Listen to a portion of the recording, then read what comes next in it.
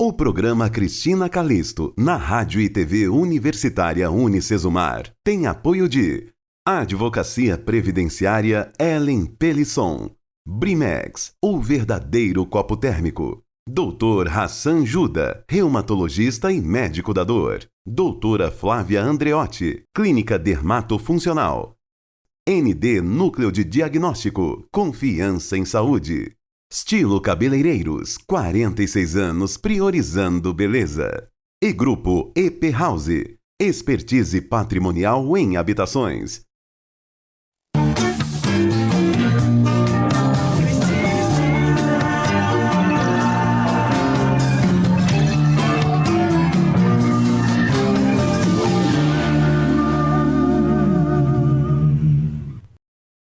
Olá, minha gente, mais um programa. Todo dia eu tô aqui com vocês, né? E olha, é sempre com muita alegria, é sempre muito bom estar aqui aprendendo, passando coisas dos meus convidados, não é? E a gente gosta disso, né? De aprender e, sobretudo, somar, trazer coisas aqui para você sair do lugar, né? Se importar com a sua vida. Hoje, por exemplo, eu trago um médico neurologista, o Dr. Johnny Zamponi Júnior é meu convidado. E aí a gente vai conversar com ele sobre tudo, as questões neurológicas, né? E eu acho que um dos médicos hoje mais requisitados é a questão da neurologia, né, gente? O que aconteceu com o nosso cérebro depois dessa pandemia? Piorou? Não? Mas a gente quer falar sobre aneurisma, a gente quer falar sobre as doenças que afetam a questão cerebral mesmo, de todo o cérebro, né? E aí são muitas. A gente tem visto muito Parkinson, Alzheimer, os AVCs, são tantos os problemas, né? E a gente não pode deixar isso acontecer. Será que existe modo de se prevenir contra esses problemas? A gente vai conversar com ele daqui a pouquinho, tá bom? E ó, só lembrando para você que o programa entra no ar sempre em 3 horários diferentes, tá? Agora, 10 horas da manhã, às 14 horas também, e também às 21 horas. Tudo isso aqui sobe para o YouTube, se não deu tempo de você assistir e acompanhar pela TV, o canal 28.1, que é a TV Unicesumar. Além disso, a gente transmite também, e eu quero deixar o meu abraço, o meu carinho a todos os ouvintes, você que acompanha aí a programação da Rádio RUC FM na frequência 100.1, porque o que a gente fala aqui sai aí no rádio também, né? Isso é muito legal. Eu vou para o intervalo comercial, que é pequeno, rapidinho e rasteiro, mostrando já, aproveitando essa roupa, mais um look extravaganza modas, para você, assim como eu, se sentir bonita, né? A gente tem que estar, né? Seja para uma entrevista, para um encontro informal, para o seu trabalho, para as festas, para os casamentos, onde quer que você vá, uma roupa elegante você vai encontrar lá na Extravaganza Modas, tá bom? Tem o Instagram também para você poder acompanhar e ver as novidades sempre. Intervalo e eu já volto.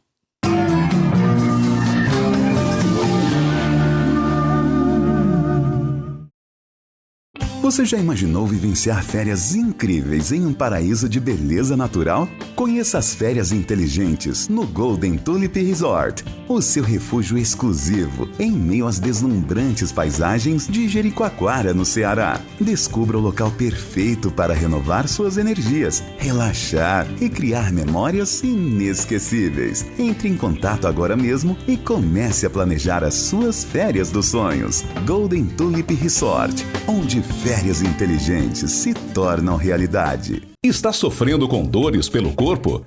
Conheça o Dr. Hassan Juda, reumatologista e médico da dor. Especialista no tratamento de doenças da coluna, dores nas pernas e joelhos, fibromialgia, osteoporose e muito mais. Então pare de sofrer. Agende agora mesmo sua consulta na Clínica de Saúde Maringá com o Dr. Hassan Juda. Avenida Tiradentes, 1445.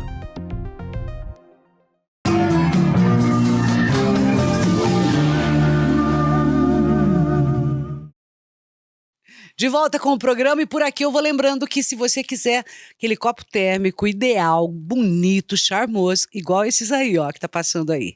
Olha que bonitos, né? Cores lindas, modelos, tamanhos, tudo é mais bonito do Brimex. O verdadeiro copo térmico.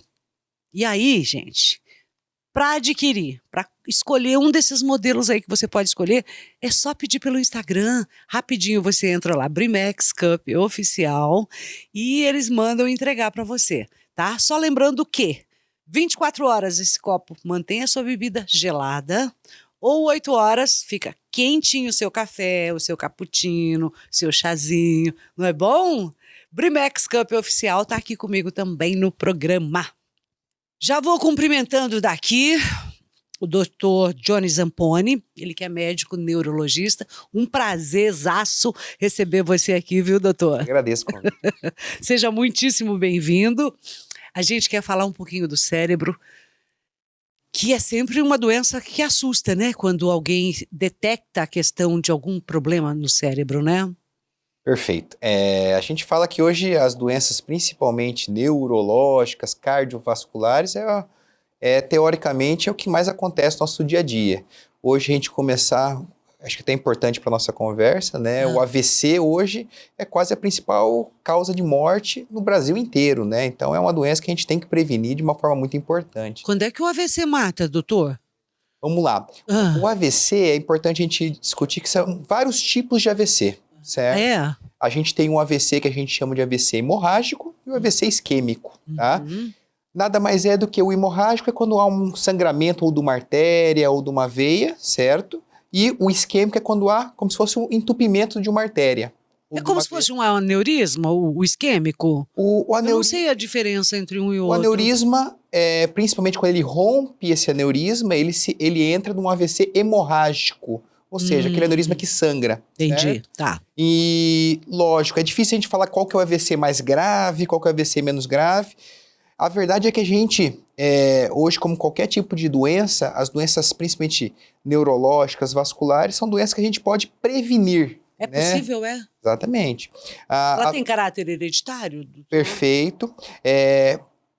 Varia bastante. Em relação, por exemplo, aos aneurismas cerebrais. Hoje a literatura mostra pra gente que em torno de 16% tem uma relação com parentesco de primeiro grau. Então, o paciente que... índice até baixo, então, geneticamente falando. Teoricamente, no nosso consultório, o paciente que tem um aneurisma cerebral, a mãe, o irmão, a gente sempre orienta fazer alguns exames não invasivos, justamente para ter essa detecção precoce, né?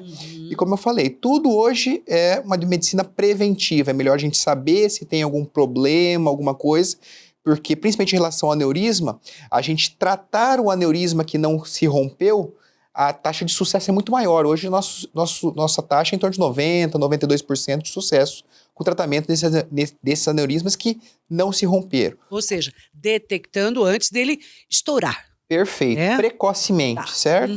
Ao outro ponto, aneurismas que se rompem, na grande maioria das vezes, são aneurismas que o paciente não sabe que tem.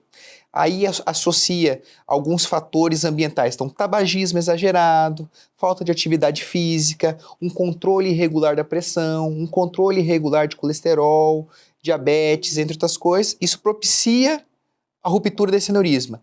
Aí sim a gente está falando de uma doença extremamente grave, com uma alta taxa de mortalidades que a gente vê no nosso dia a dia, pessoas famosas, certo? E tem algumas vezes que, quando rompe esse aneurisma cerebral, as pessoas não têm nem tempo de chegar ao hospital vivas. E assim, não tem sintoma antes, doutor? Sem chegar exatamente ao AVC. Perfeito. Ou a, sei lá... Vamos lá. O aneurisma, infelizmente, a gente fala que é uma doença silenciosa na grande maioria das vezes. Nossa. Salvo em alguns casos, que o aneurisma é muito grande, ele causa alguns sintomas neurológicos, por exemplo, dor de cabeça, algum déficit visual, alguma alteração de nervo craniano, entre outras coisas. Mas na sua grande maioria, e eu posso falar mais de 90%, 95%, são doenças silenciosas.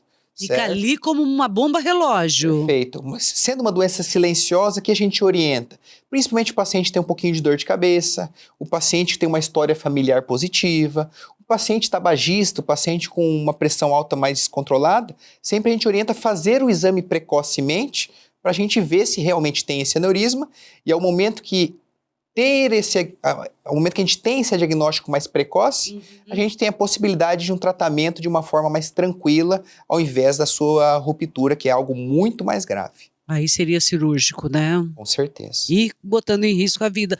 Agora, quando você fala de exame, que tipo de exame se faz para essa questão preventiva mesmo, de aneurismas, de saber se tem esse coágulo aí? Cristina, hoje a gente tem uma evolução nos exames de imagem de uma forma muito importante, né?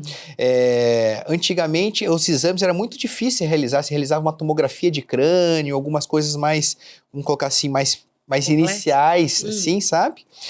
Hoje, com o advento das tecnologias, hoje a gente consegue fazer uma angiotomografia, uma angiorressonância, até mesmo uma propedêutica, uma investigação de uma dor de cabeça simples, certo? E a gente tem esse diagnóstico na nossa mão, certo? Tendo o diagnóstico, a gente consegue encaminhar para um tratamento de uma forma mais adequada. Em alguns casos, o aneurisma pequenininho, a gente pode acompanhar esse aneurisma, porém, ao momento que a gente sabe da sua existência, realiza esse diagnóstico, com certeza a sobrevida, a história natural é muito melhor do que um paciente que não se previne.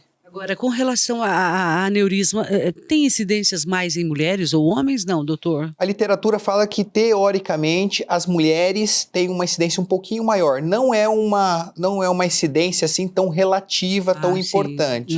Mas, em números absolutos, as mulheres têm um número maior, sim. Porque a gente está falando de aneurisma em cérebro, mas, assim, aneurisma, ele pode ocorrer em outras partes do corpo também, né? Perfeito. É importante a gente falar para a população o que é o aneurisma. Nada mais é do que uma fragilidade na parede do vaso, certo? E principalmente quando a gente não tem um controle adequado, novamente, da pressão arterial, o tabagismo que causa uma reação inflamatória na parede desse vaso, ou seja, uma fragilidade, ele pode ir aumentando, até ao ponto que ele se rompe. Daí se torna uma doença extremamente grave. E como você falou, Cristina, a gente tem aneurismas cerebrais, tem aneurismas de aorta, tem aneurismas de qualquer tipo de artéria do organismo pode ter um aneurisma. Os nossos órgãos mais importantes têm artéria ali. Sim, a grande maioria. A artéria é responsável para justamente a supressão sanguínea com oxigênio, ou seja, todo o sangue que sai do coração oxigenado depois dos pulmões, ele tem que ir para as suas partes para fazer as suas funções, né? Dá para se fazer, por exemplo, exames preventivos, no sentido que você já falou, mas a partir de uma dor de cabeça, quem está nos assistindo pode começar a se preocupar com algum tipo de problema assim? Vamos lá. Normalmente, a gente sempre investiga essas dores de cabeça, e principalmente como a gente conversou, devido à evolução dos aparelhos de imagem, certo? Em relação à dor de cabeça em si, é muito raro estar associado com aneurisma, certo? Mas, na grande maioria das vezes, a gente faz esse início dessa investigação e algumas vezes a gente acha realmente o aneurisma pequenininho, uma idade mais jovem, porque o aneurisma cerebral, a taxa de incidência, normalmente, na verdade, antigamente, normalmente ele aparecia quando ouvia a sua ruptura. Isso é uma faixa etária um pouquinho mais elevada, então 50, 70 anos. Quando a coisa já estava bem grave. Perfeito. Hoje, cada vez mais, a gente no nosso consultório, no nosso dia a dia, a gente está fazendo diagnóstico de pacientes jovens, pacientes com 30, 40, 50 anos, que justamente possibilitam o tratamento de uma forma mais tranquila e, teoricamente, evoluindo super bem com a cura dessa patologia. E quando é que tem que ser feita, ao invés de só o tratamento, a cirurgia, doutora? Nessa ruptura ou não? Não, nem sempre também? Nem sempre. Na verdade, ao momento que a gente acha um aneurisma, a gente começa a investigação mais aprofundada. A gente sempre orienta a realização de um cateterismo cerebral, certo? E a gente consegue estudar um pouquinho melhor o aneurisma. Como estão as outras veias. Perfeito. Então, o aneurisma, por exemplo, a gente consegue analisar a parede desse aneurisma, se está muito frágil, se tem novas nobulações, se tem alguma fragilidade. Isso fala pra gente, o aneurisma, que uma chance um pouquinho maior de se romper. Assim, só para exemplificar, não sei se eu estou certa, mas, por exemplo, no intestino formam-se pólipos. É mais ou menos assim no cérebro, seria? Mais ou menos. Essa bexiguinha assim? Perfeito. O que eu dou muito exemplo nos meus pacientes é aquela bolha de pneu, certo? Com o passar do tempo, a fragilidade na parede do pneu vai formando aquela bolha que vai se enchendo, e em alguns casos ela vai e se rompe. É muito raro essa bolha, quando está pequenininha, se romper. Ao mesmo tempo, quando ela vai crescendo e atinge um tamanho um pouquinho maior, a pressão e a fragilidade dessa camada, aí sim propicia a ruptura. Então, hoje a gente vê que os aneurismas um pouco maiores, a gente, acho que vale a pena a gente tratar com um pouquinho mais rápido. Aneurismas pequenininhos, 1, 2 milímetros, na grande maioria das vezes a gente consegue acompanhar esses aneurismas, certo? Acompanha, faz exames seriados, não está crescendo, então a gente consegue acompanhar. De um ano para o outro, aumentou 2, 3 milímetros, daí já é um sinal de alerta e propicia para a gente algo indicativo para a gente, esse aneurisma pode se romper. Então, acho que vale a pena a gente tratar. Então, cada caso é individual, certo? Quero conversar mais. Estamos aqui com um neurologista hoje de plantão no programa, o doutor Johnny Zamponi Júnior, tá? E a gente vai precisar fazer um intervalinho, mas você, por favor, fica aí que a gente conversa mais, porque, gente, como é bom, né, ter um neurologista assim, pra gente ouvir um pouquinho e entender. Aliás, falando de exames, deixa eu já aproveitar para falar que quem está comigo também neste programa é o ND Núcleo Diagnóstico, que faz exatamente qualquer tipo de exame, laboratorial ou por imagem. Então, caso o seu médico solicite, é bom que você se lembre sempre que o ND investe em tecnologia de ponta em seus aparelhos para que tenha uma melhor transparência nos resultados, para que o seu médico possa fazer um bom diagnóstico. É carinho e respeito por você, pela sua saúde. Maringá tem vários pontos do ND Núcleo Diagnóstico, viu, minha gente? Vários endereços. Um sempre pertinho aí da sua casa, mas tem também Paissandu, tem Floresta, tem Mandaguaçu, tem Marialva, tem Curitiba, enfim, o ND é sempre perto de você mesmo, tá? Eu vou para o intervalo comercial, a gente já volta para continuar a conversa aqui, o nosso bate-papo com o neurologista Dr. Johnny Zamponi. Já eu volto.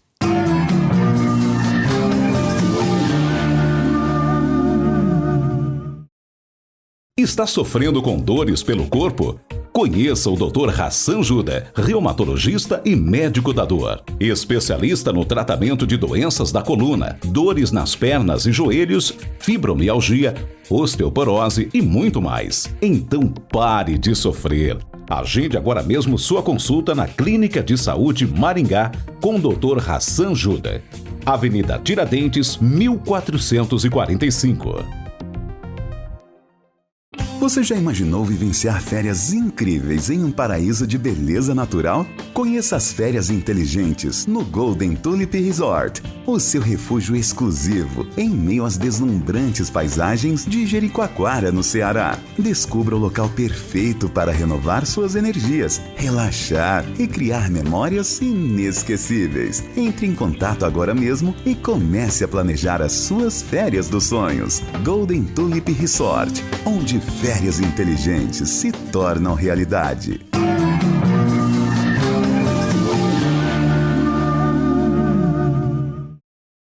O programa continua com o médico e neurologista Dr. Johnny Zamponi falando sobre as questões, as doenças, né? Falamos no primeiro bloco um pouquinho a respeito sobre aneurismas, né?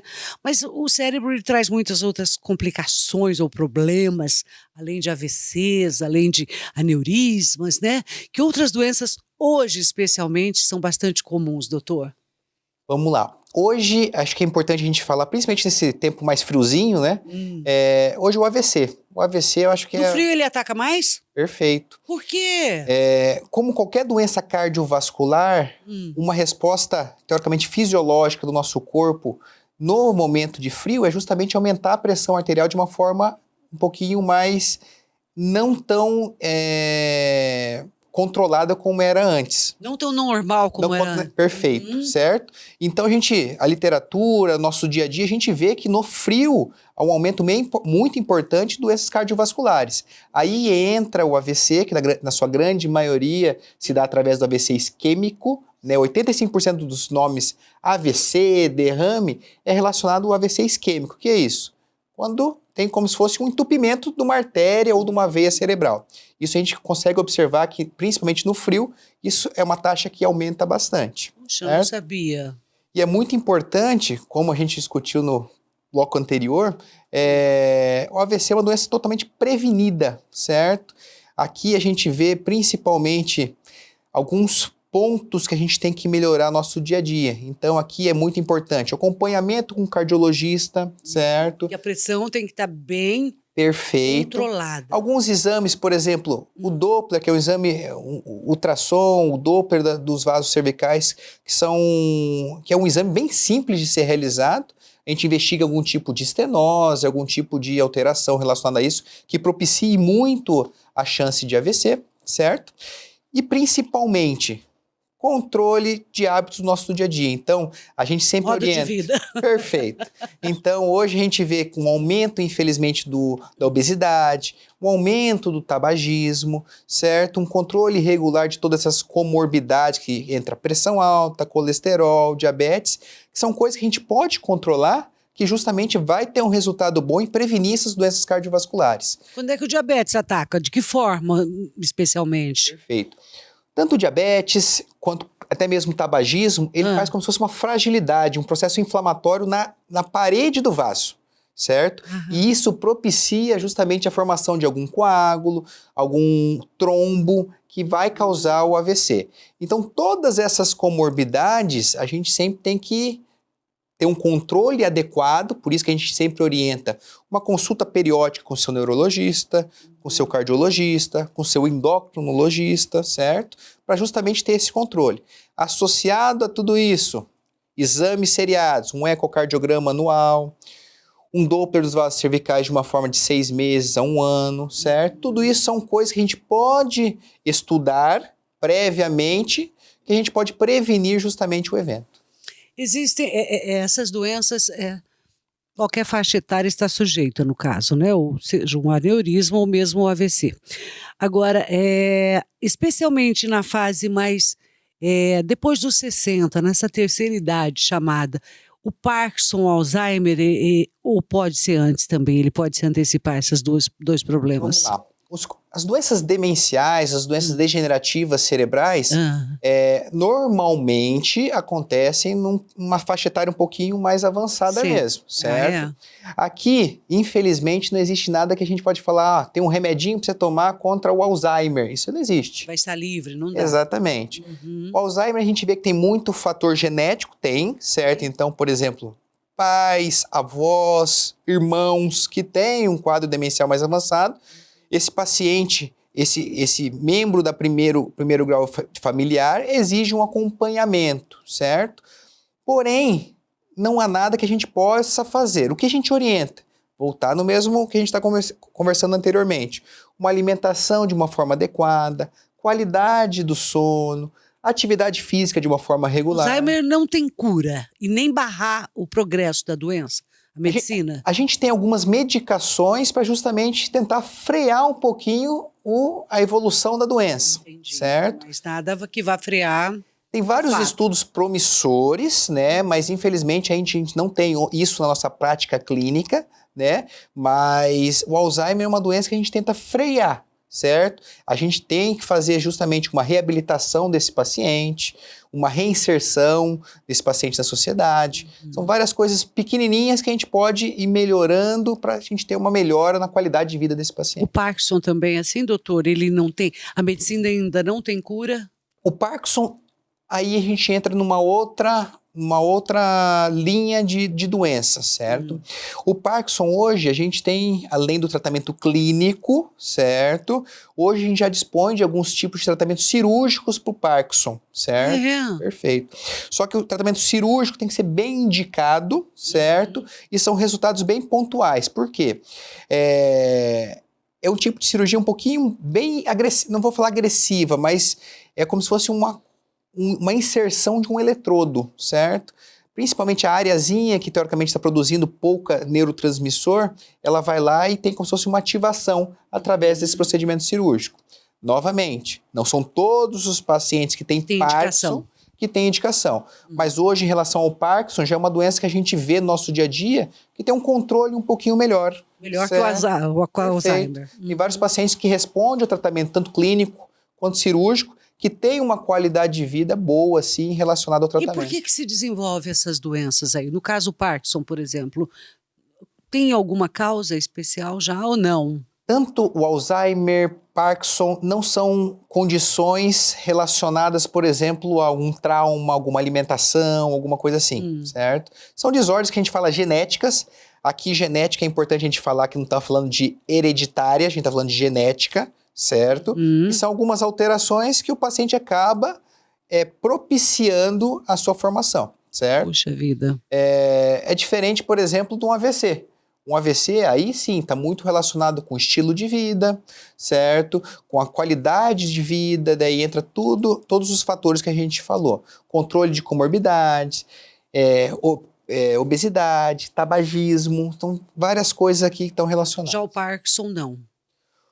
O Parkinson, lógico, a gente fala que cérebro é tempo, então qualquer coisa que faça, entre aspas, algum processo de destruição das células nervosas, a gente fala que não é bom, certo? Então, por exemplo, paciente que tem Parkinson, paciente que fuma muito, paciente que não se controla, talvez esse Parkinson pode aparecer de uma forma mais precoce do que apareceria se o paciente tivesse uma vida teoricamente mais saudável, certo? Porém, atrás de tudo isso, aí sim, tanto no Alzheimer quanto no Parkinson, tem um fator genético um pouquinho mais pesado, mais importante. Puxa vida, né?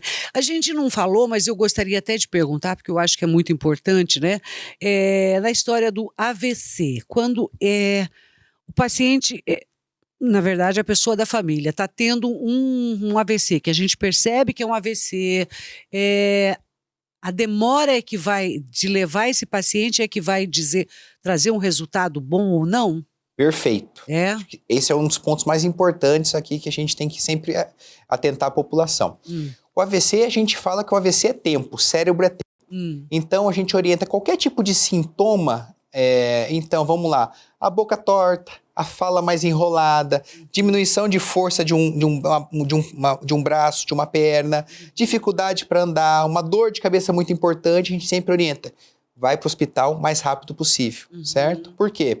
Principalmente no tratamento do AVC, aqui a gente tem algumas janelas terapêuticas, ou seja, quando a gente ultrapassa essa janela, o tempo, a gente mostra, os estudos mostraram que tem mais malefício do que benefício, então a gente não faz algum tipo de tratamento. É como se o cérebro morresse ali, não dá tempo de recuperar. Então, por exemplo, a gente tem uma janela terapêutica, ou seja, um tempo, teoricamente, até 4h30, quando é um AVC, para a gente fazer um remedinho na veia, que a gente chama de trombolítico, certo? Que ele tenta, nem sempre ele consegue, certo? Mas ele tenta principalmente como se fosse a ruptura e desaparecer esse coágulo e voltar à vascularização habitual.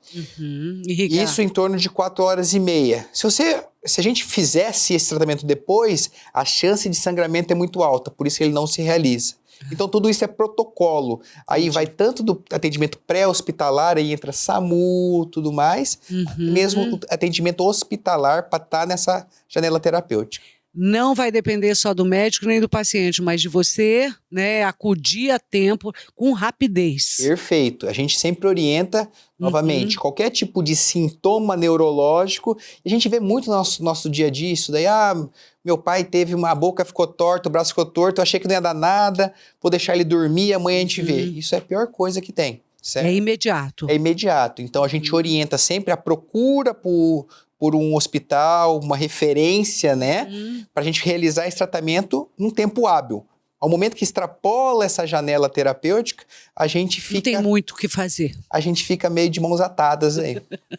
Bom conversar com ele, né? Este é o médico neurologista Dr. Johnny Zamponi, meu convidado, que eu estava com saudade, porque fazia tempo que a gente não conversava. Obrigada por estar aqui ajudando e orientando o meu público, viu? Eu que agradeço, Cristina. Fico à disposição, esperando o próximo convite. Eu quero muito. É sempre um prazer muito grande. Obrigada, doutor. Só nos resta falar tchau e dizer, se atente aí, tá? Se mexe. A nossa função aqui é esclarecer, né? Trazer para esclarecer os profissionais. E aí a você cabe se mexer, tá bom? Não dorme no ponto, não. Beijo no coração, obrigada pela sua audiência. Até amanhã.